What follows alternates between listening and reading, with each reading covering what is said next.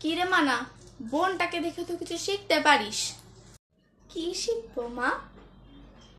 কি শিখবি মানে? একটু মেকআপ, একটু জামা কাপড় পরা সুন্দর সুন্দর, এগুলো তো কিছু শিখতে পারিস মনা। কি বলছো মা ওকে? আরে তোর দিদিকে বলছিলাম যে একটু সাজগোজ কর, একটু ভালো জামা কাপড় পর।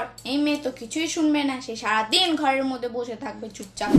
আরে মা, ওকে ওইসব বলে লাভ নেই, ও ওই রকমই থাকবে, গিয়েও কোথাকার। মা, তোমরা কেন এমন বলছো? বোন, তোরা কেন এমন বলছিস? আমি যেমন আছি আমাকে তেমন থাকতে দে না।